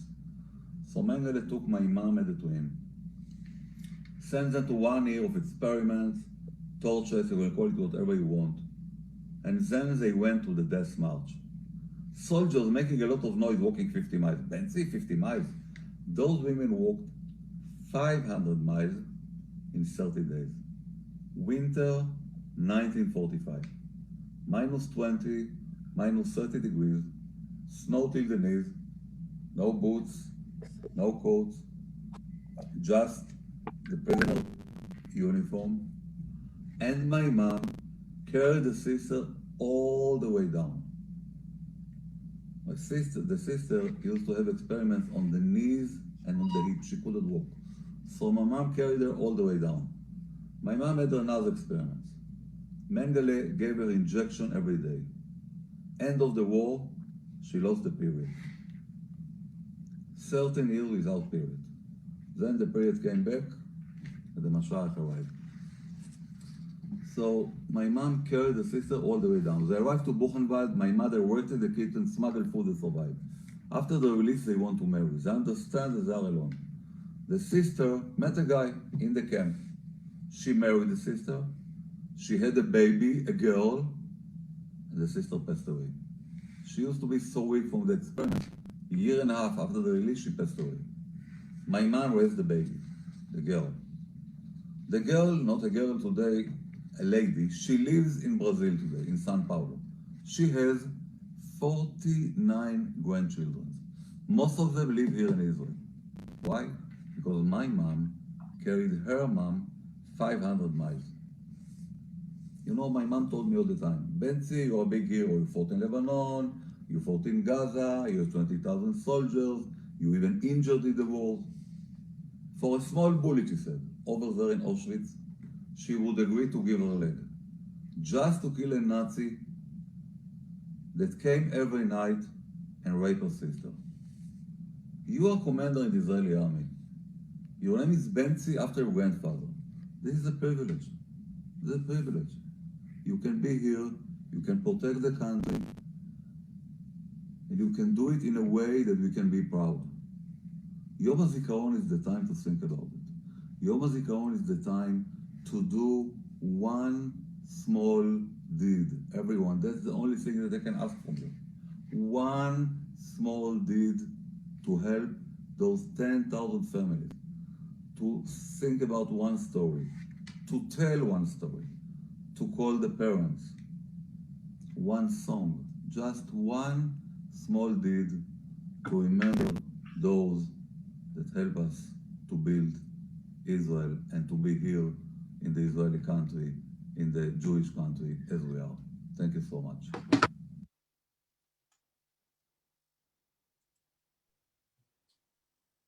Okay, and with that, we're going to end with the Hatikva, and we hope to see you all tomorrow. Thank you to all the partners.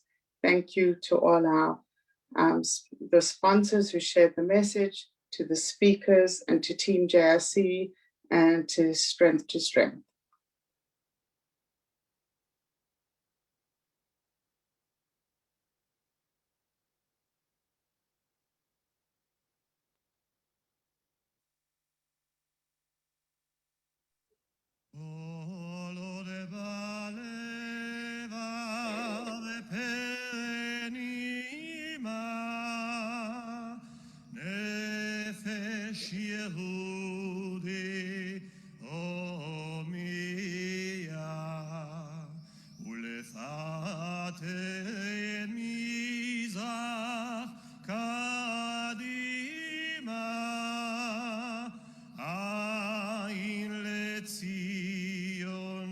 Sophia, oh Lord.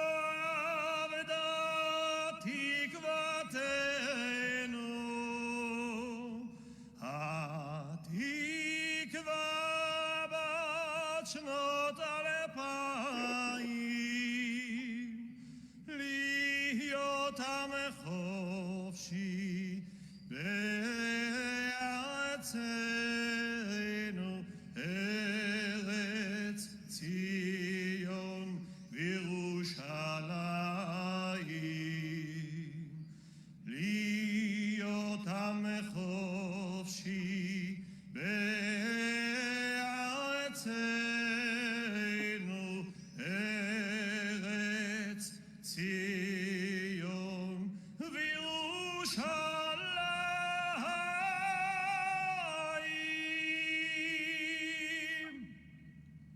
המשמר יחטיף את נשקו. החטף, שק. תם טקס הדלקת נר הזיכרון לחללי מערכות ישראל וצבא ההגנה לישראל.